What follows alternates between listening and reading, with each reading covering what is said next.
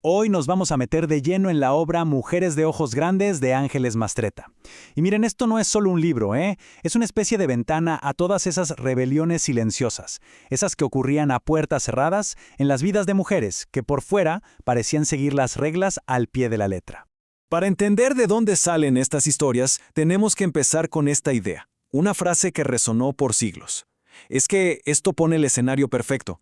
Un mundo donde la creatividad de una mujer no solo no se fomentaba, sino que se veía como algo casi antinatural.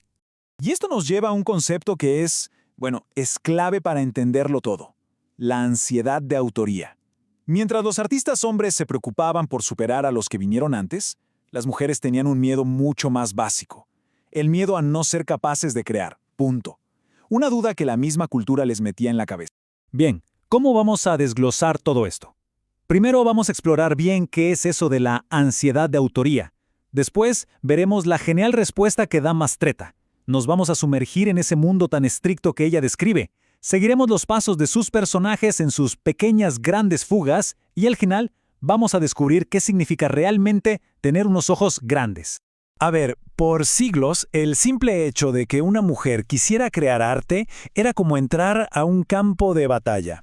No bastaba con tener talento, ¿qué va? Había que superar un montón de obstáculos que el sistema ponía ahí a propósito, para mantenerlas fuera del juego. Esta lista, la verdad, describe esa jaula a la perfección. Pensemos un momento. Se les niega el acceso a la educación. La sociedad les repite una y otra vez que el arte no es cosa de mujeres. Buscan modelos a seguir y apenas encuentran a otras mujeres en la historia.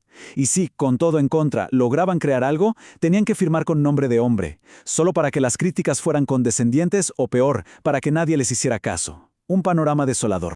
Y es justo en medio de este silencio impuesto que aparece una figura como Ángeles Mastretta.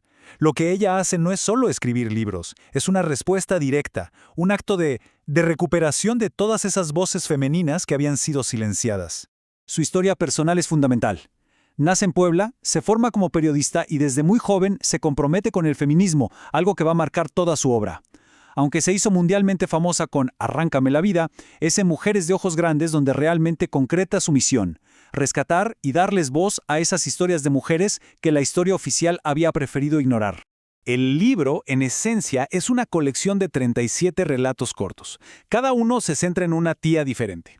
Lo interesante es que Mastretta se inspiró en las mujeres de su propia familia para tejer este mosaico de personajes que, cada una a su manera, se atreve a desafiar el destino que les habían escrito.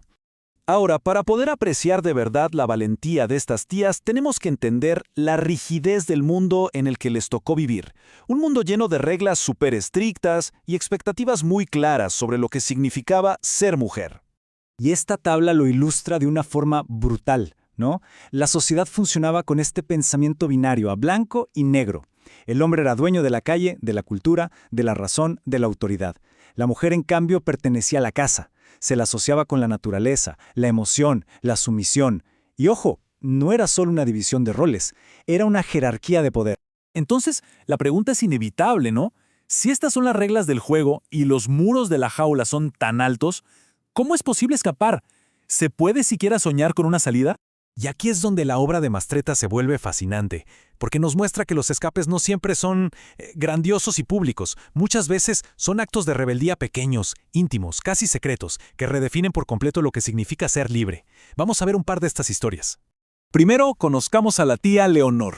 Su vida desde afuera era el ideal de la época. Casada a los 17 con un buen hombre, con hijos, comodidades, un esposo que la adoraba.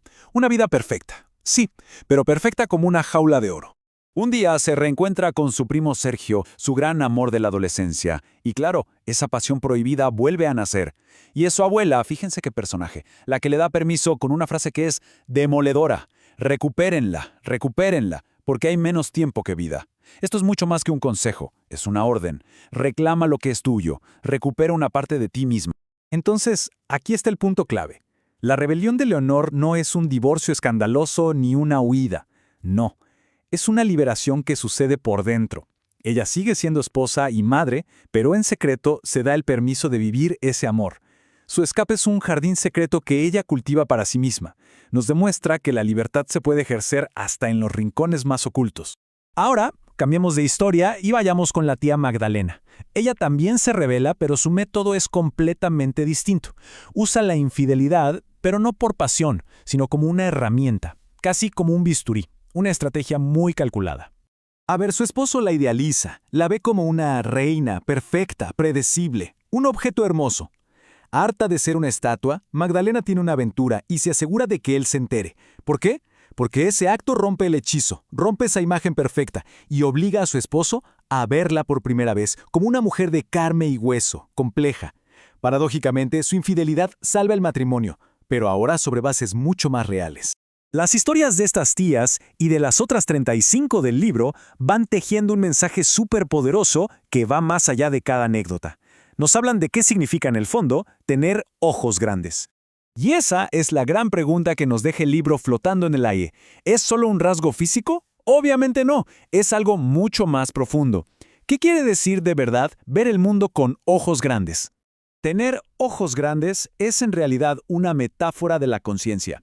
Es tener la capacidad de asomarse por encima de los muros del patio de la casa y ver que hay un horizonte. Es la sabiduría para entender que existen otras vidas posibles y la valentía para, ya sea en secreto o a la luz del día, atreverse a caminar hacia ellas. Y que nadie piense que esto es algo del pasado, ¿eh? Para nada.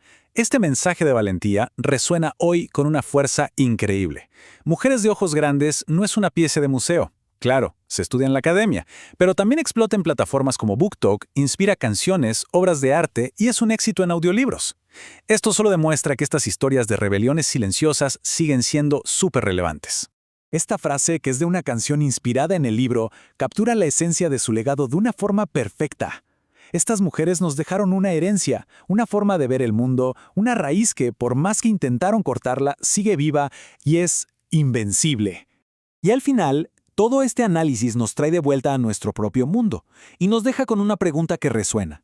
Porque en cada familia, en cada linaje, seguro que hay historias de tías, abuelas y madres con sus propias rebeliones, con sus propios ojos grandes. La pregunta es, ¿cuántas de esas historias todavía están esperando a ser contadas?